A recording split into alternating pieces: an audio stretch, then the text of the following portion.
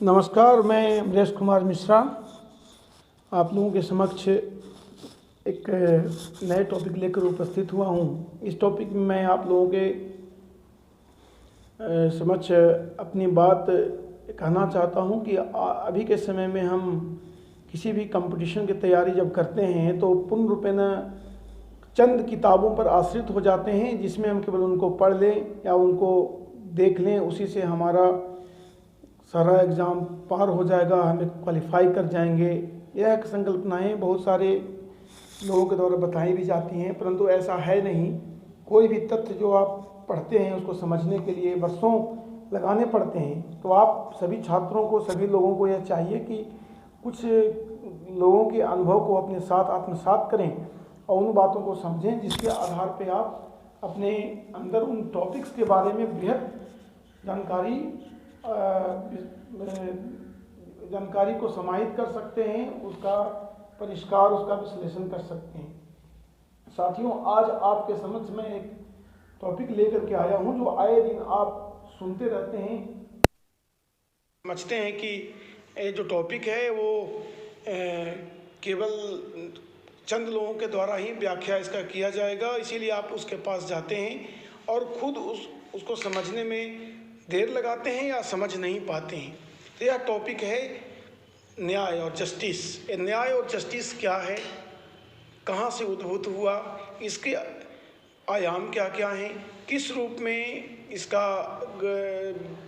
इसको परिभाषित किया जाए और किस रूप में इसको समझा जाए।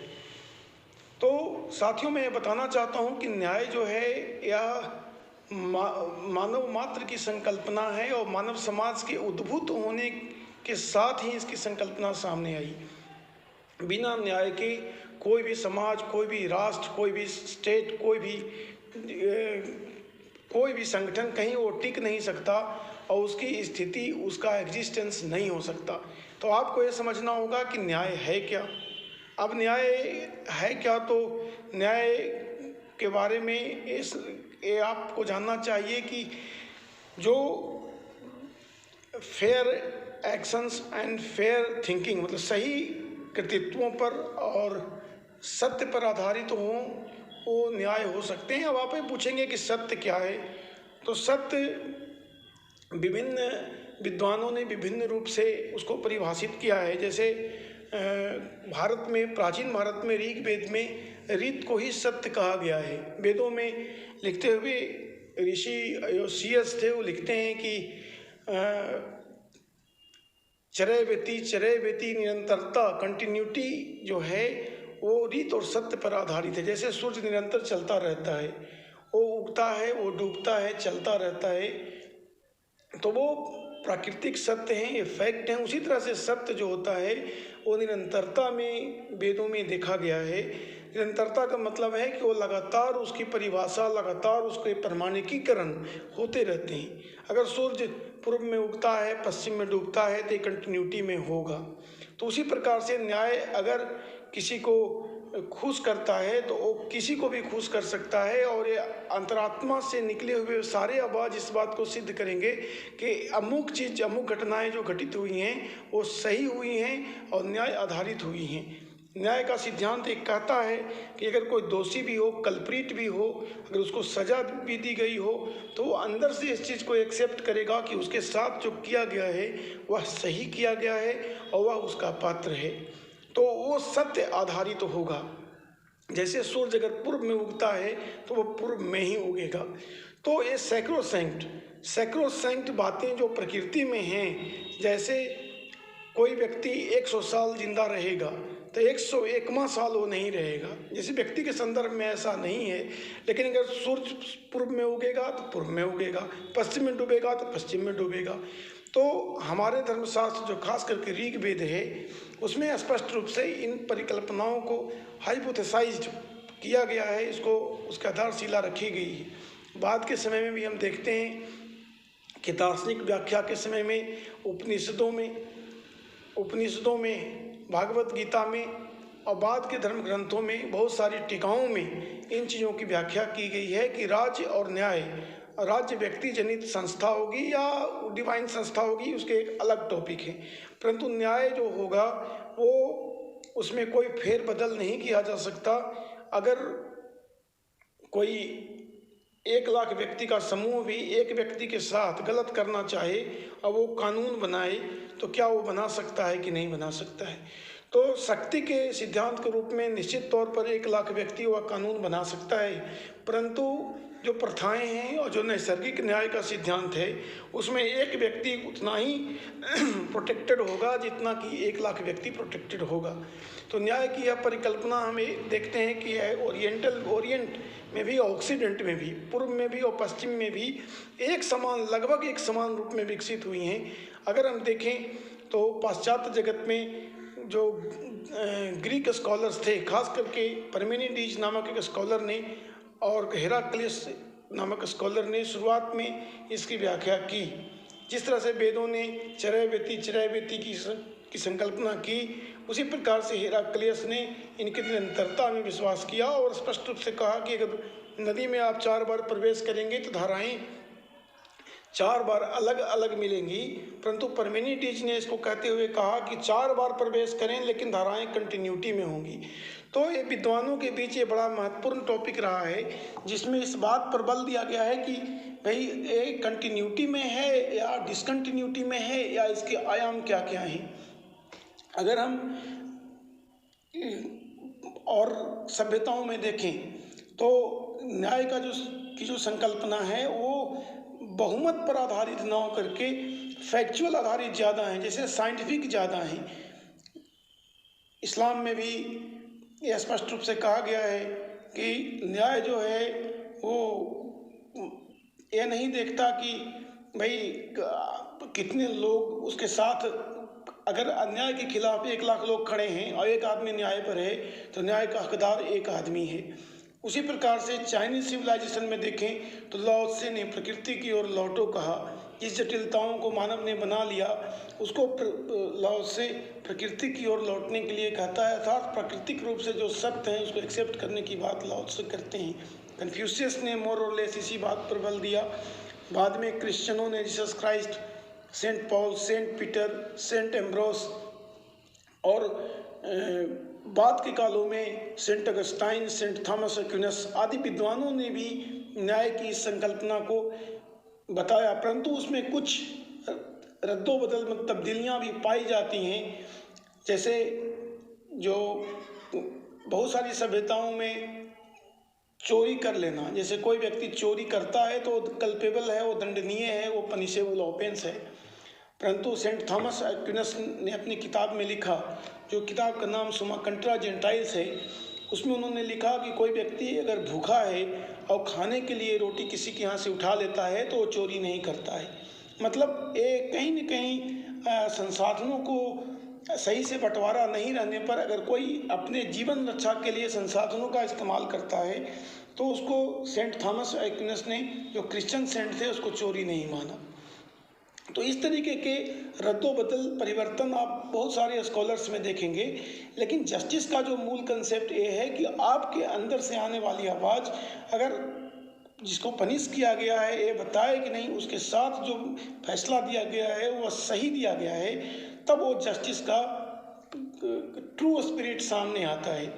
लेकिन ये बड़ा ही जटिल विषय है जिसमें बहुत सारे स्कॉलर्स ने अपनी बातों को रखा है। और न्यू डेमोक्रेटिक वर्ल्ड में जहाँ पर डेमोक्रेसी आज इस्टाब्लिश है और जो फादर ऑफ मॉडर्न डेमोक्रेसी हैं उसमें उन्होंने इस बात पर बल दिया है कि कोई भी नियम या कोई भी कानून मेजॉरिटेरियन नहीं होने चाहिए जब तक न्याय का उल्लंघन, जब न्याय का उल्लंघन होगा तो एक आदमी का भी राइट उतना ही प्रतिष्ठित और सुरक्षित होगा जितना कि 100 आदमी का कोई राइट हो या एक आदमी का राइट हो।